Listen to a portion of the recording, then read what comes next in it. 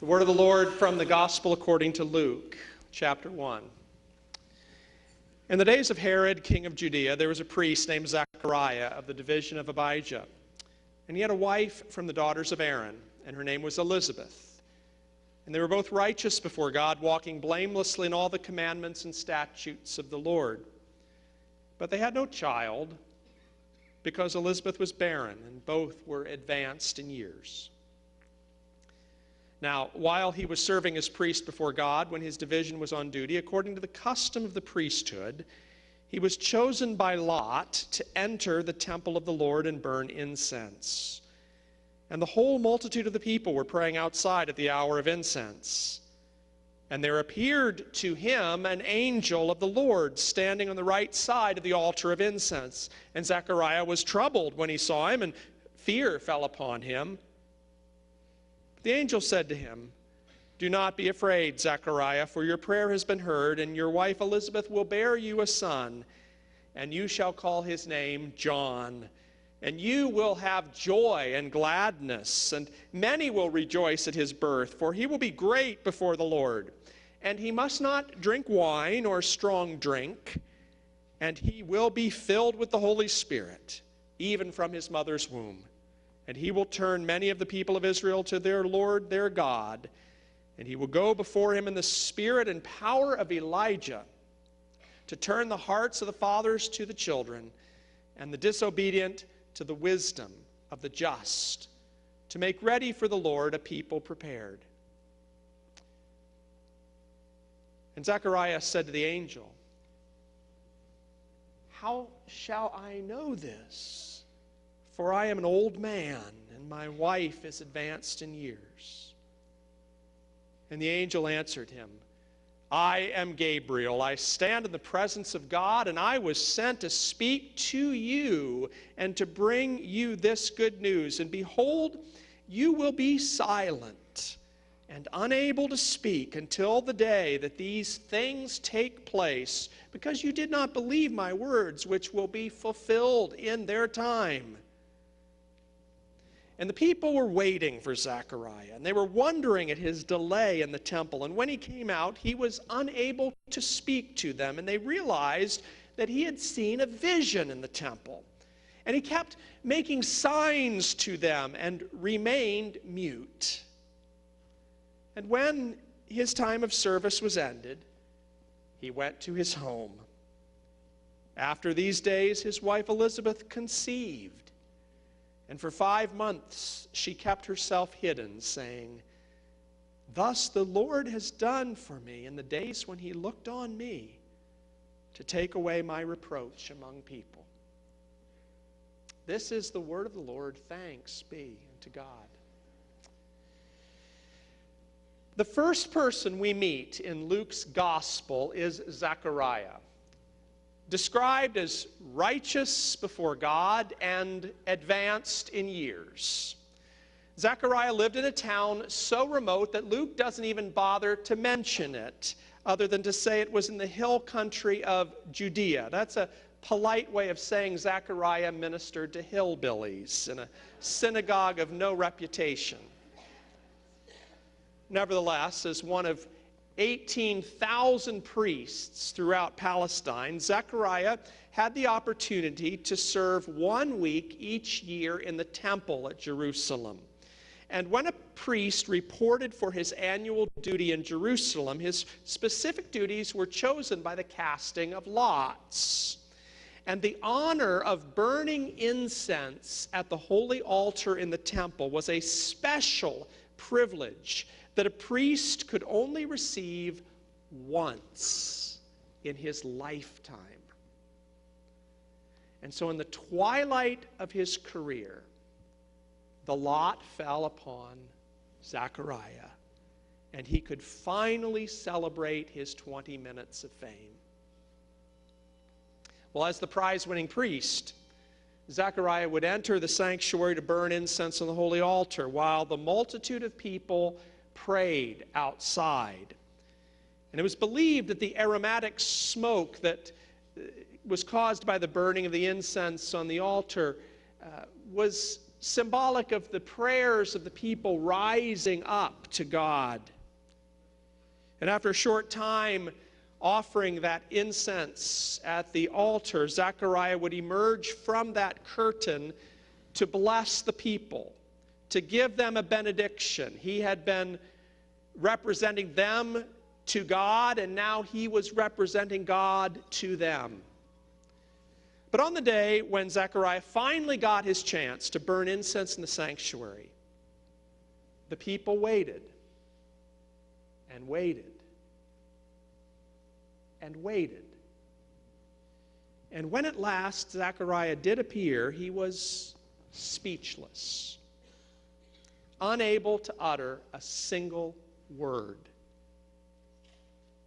Poor Zechariah. He waits his whole life for a moment like this. And in the most anticipated moment of his career, after encountering something more amazing than he could have ever imagined, Zechariah is unable to say anything at all. He cannot even fulfill his priestly duty of blessing the people when he comes out, and even more, he cannot speak about the miracle he has just experienced. We usually think that Zechariah's muteness is his punishment for questioning the power of God. But maybe this silence was not so much a curse as it was a gift. Maybe God knew that the greatest thing for shaping and growing the faith of this already righteous man was a forced period of silence, a time for Zechariah to be quiet and to watch God work. Maybe Zechariah had stopped really looking or listening for anything new. Maybe like so many good religious people, Zechariah's faith was sort of on cruise control, not expecting or wanting anything to interrupt the routines that he had gotten used to. Or maybe there was just so much noise in the everyday busyness of life that Zechariah would not even be able to pick up the God winks and holy whispers reminding him and reassuring him that even when all may have seemed dark and hopeless in his life and in the larger life of Israel, God is still at work. We recognize all too well, don't we, the challenge of being silent.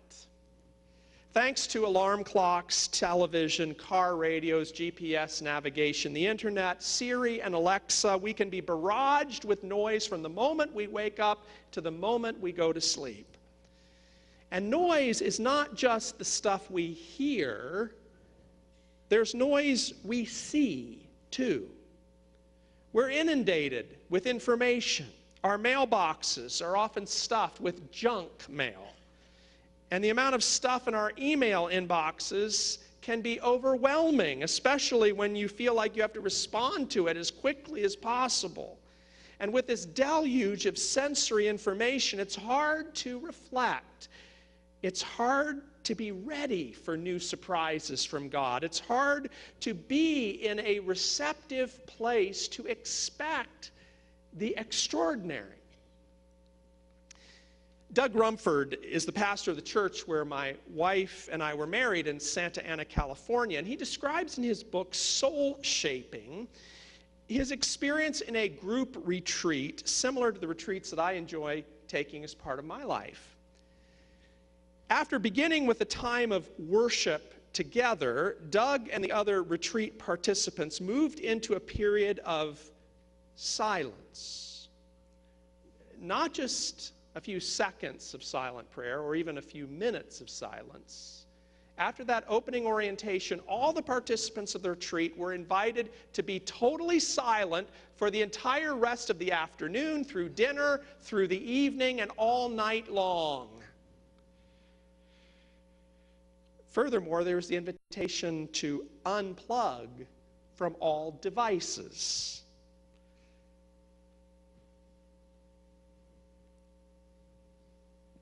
So after this instruction to completely detach from all the information that overloads, and the instruction to refrain from talking at all until the start of the next morning, Rumford describes this saying, you leave the chapel feeling as if your lips are glued together. You look at others, smile, and shrug your shoulders as if saying, this is weird, but I'll give it a try. And soon you begin to think about all the words that fill a day, the constant chatter. And you begin to think about so many other ways to communicate: touch, writing, the eyes, kind gestures. And he says you may even begin to experience a sense of relief that you can be with a person without being obligated to speak to him or her. And then he says when you awaken the next morning, the silence is humbling. You move into the day with a sense of alertness, watching for cues, enjoying the countless other sounds that you often miss in the barrage of words. During his 9 months of silence, Zechariah developed that sense of alertness. And even though Zechariah was already a devout man who observed all of God's commandments, he still had new things to learn, new ways to grow, new insights to gain about the wonder of God. And it seems entirely possible, this is Barbara Brown Taylor saying, that Zechariah's silence was the angel's gift to him. An enforced sabbatical, a gestation period of his own, during which the seeds of hope were sown again in his hushed soul. His muteness turned out to be the wilderness in which his dreams were born. And in fact, when the time comes for Zechariah to speak again, there's a new boldness about this man. He boldly obeys God, declaring to the people that his son's name is going to be John, as the angel said. He doesn't cave into the intense social pressure and cultural tradition to name his son after the father or another relative. And moreover, if we look ahead at the final verses of Luke chapter 1, the post-silence Zechariah launches into a song of deep spiritual insight, recognizing and proclaiming how God's magnificent plan is coming together, how God's sunrise is about to dawn on the people and lead them into the paths of peace. Zechariah, in this way he ministers after his silence, pulsates with vibrant faith. A faith undoubtedly shaped and rejuvenated by the transforming power of silence. Now, for all of us who are not forced into silence like Zechariah, the challenge of recognizing the soul-restoring and life-transforming power of silence, the challenge is recognizing that, first of all, and then intentionally carving out ways to be silent. Now, we acknowledge that some folks lament too much silence, too much loneliness in their life, which is why it's all too common when we walk into an empty home, one of the first things we often do is turn on something that makes noise.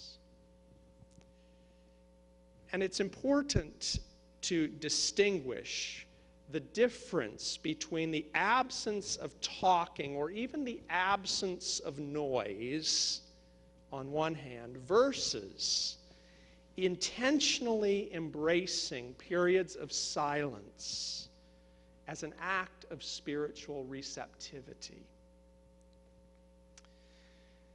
Easier said than done, especially during a holiday season crammed with shopping, parties, crowded airports, mailing packages, and yes, even the plethora of programs the church offers you to do.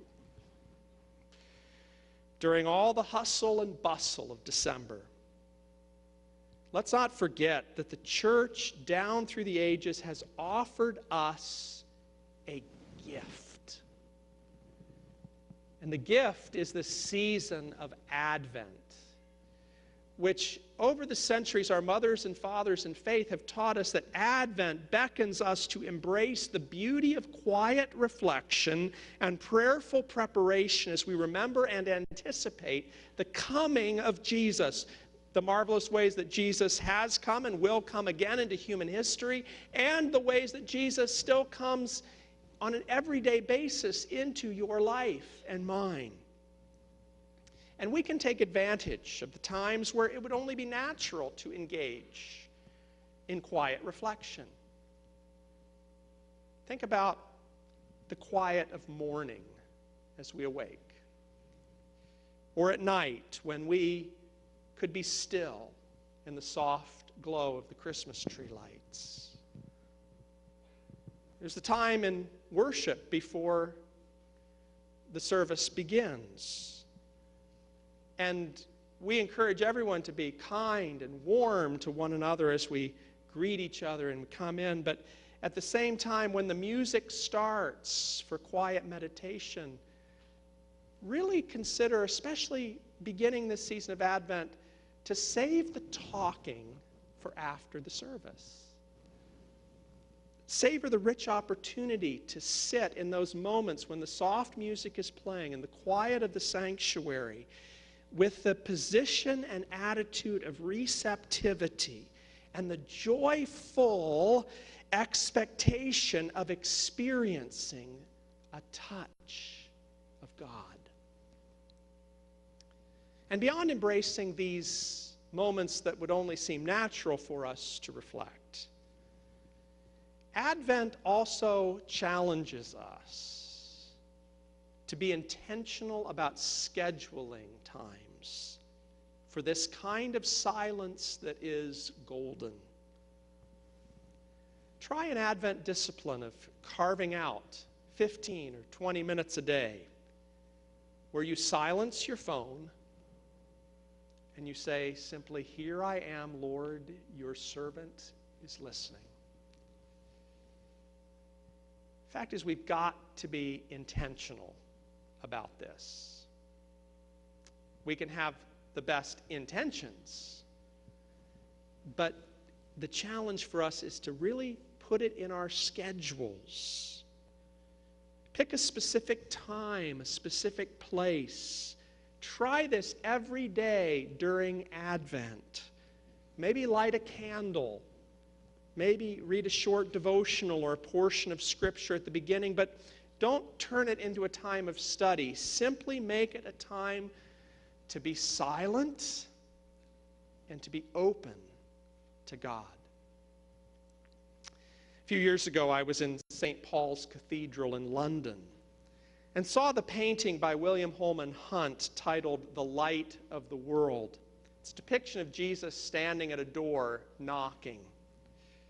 And I'll never forget hearing about one little girl who was visiting St. Paul's, and she kept staring at this painting. Finally, she asked her grandfather, who was with her, why wouldn't the people open the door to let Jesus in? And the wise grandfather turned the question around, asking the child, "What do you think?" And after thinking for a moment, the little girl offered an astute supposition. She said, "Perhaps the people inside are making so much noise they can't hear him knocking."